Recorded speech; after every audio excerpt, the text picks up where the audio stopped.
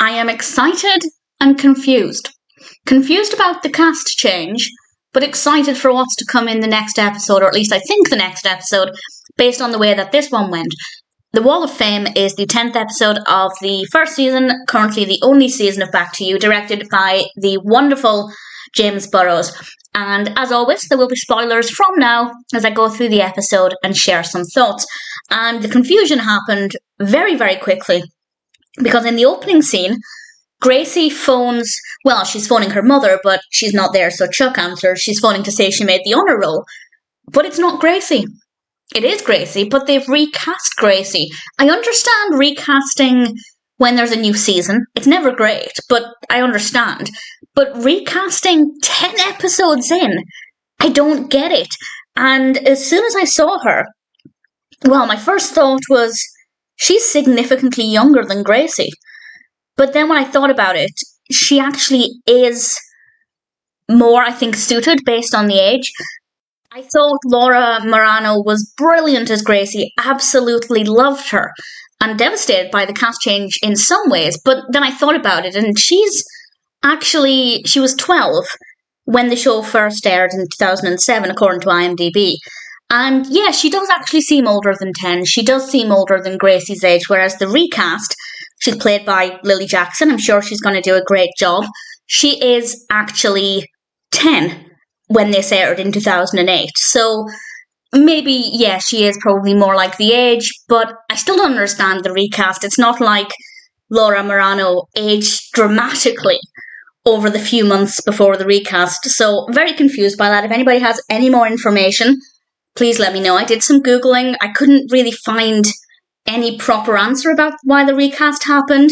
I am sad to see Laura Marano go, as I think she's brilliant as Gracie, but I'm sure Lily Jackson is going to do a great job. Now onto the main narrative. Marsh throws Chuck a surprise party, and it is a surprise because it's not his birthday, and the majority of the rest of the episode takes place in Marsh's house, and Kelly spots a picture of her and Chuck making out at Chuck's farewell party. And of course she's panicking now because she doesn't want anybody to see this picture, so she spends quite a lot of time standing in front of it. Meanwhile, Ryan has wandered off. He's trying to find the bathroom, and instead he finds a room with a mural of Marsh and Peg. And we get a good description of the mural. It's pretty explicit. We don't really see it, but certainly Ryan is deeply disturbed by this. And a little while later, after being given a very graphic detail of Marsh and Peg's sex life by Peg, they go downstairs and we have this moment that really made me laugh out loud. And I also really enjoyed it for another reason. Marsh says he doesn't care about upstairs, just stay out of the basement. And of course, Ryan and also Gary, who saw the mural, are immediately wondering what could possibly be worse than the mural. And with a look of panic, Ryan says, I don't want to. And Gary replies, but we have to. And Ryan just says, I know. And just the exchange was beautiful. But the other reason I loved it is that Ryan is often alone. He's often on the outskirts. But to have him in this little team with Gary going through this shared experience, as traumatizing as it might be, I just thought was really lovely, funny, and really sweet as well. Marsh then tries to play the piano. Turns out that's where Kelly hid the photo. And Kelly manages to encourage people to group around Chuck so that she can try and get the photo out of Marsh's piano. And somebody asks Chuck, what are you most proud of? And it was so clear that he wanted to say Gracie, his daughter. And it must be difficult because I couldn't imagine what it's like to find out that you're a parent and you're not allowed to parent that child. You're not allowed to tell other people you're the parent of that child. To begin with, I think Chuck absolutely was in panic mode. But by now, he's had time to come to terms with it. He wants to be a father to his daughter, and legally, he has every right to be. If they involved the courts, he would have a lot of parental rights. I don't think he should involve the courts. I feel like that should always be the last case, because no child wants to have their parents dragging their relationship with them through court. But the point there is that Chuck has the right to say that Gracie is his daughter. And I like the fact that he hasn't shouted it from the rooftop yet, because that would be, well, quite traumatizing for Gracie if everybody found out before she did. But I can see that Chuck's really starting to struggle with this. And honestly, Kelly's being quite selfish.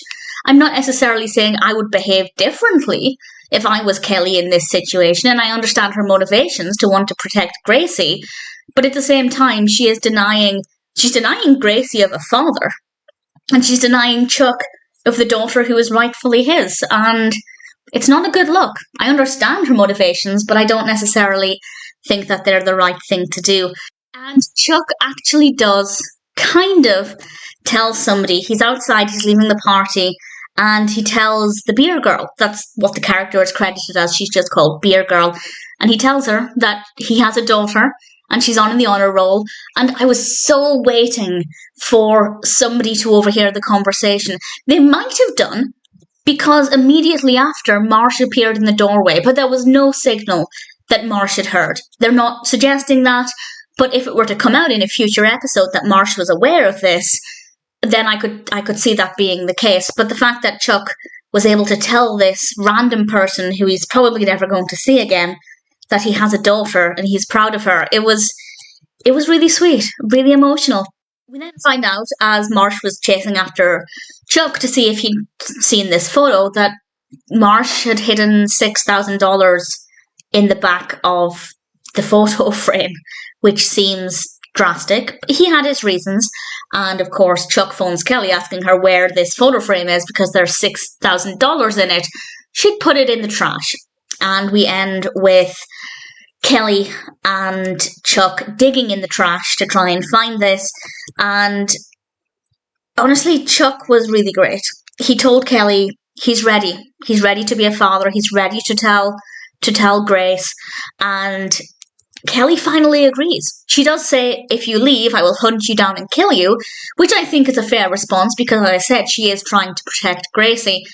But the fact that they said, well, Chuck said tomorrow, and Kelly didn't refuse, means that I think we're going to hopefully have some progress made in the next episode. Is that why they recast Gracie? Because they wanted her to appear younger when she finds out about her father? I still find it very, very strange. Yes, I do think she looks more of the character's age, but as I said, when they cast Gracie originally, it's not like she's had this dramatic growth spurt in the last 10 episodes. So I don't really know. If anybody has any information, please let me know. But it's not going to change things too much. It is just a bit strange to make a significant cast change 10 episodes in. And this only aired, I think, a couple of months after the previous episode. It wasn't like a 6-month hiatus or anything. So I don't know. I'm very confused. It definitely was not what I expected. But nevertheless, I'm very, very excited for the next episode. I don't know what to expect. I could be wrong. They might not tell Gracie. But I feel like that would be a bit unfair. If they've teased us this so far and said it's going to happen tomorrow, it's what I'm expecting. Looking forward to it. Keen to find out what happens next. And the Wall of Fame, although slightly confusing with a cast change, is ultimately a really good episode.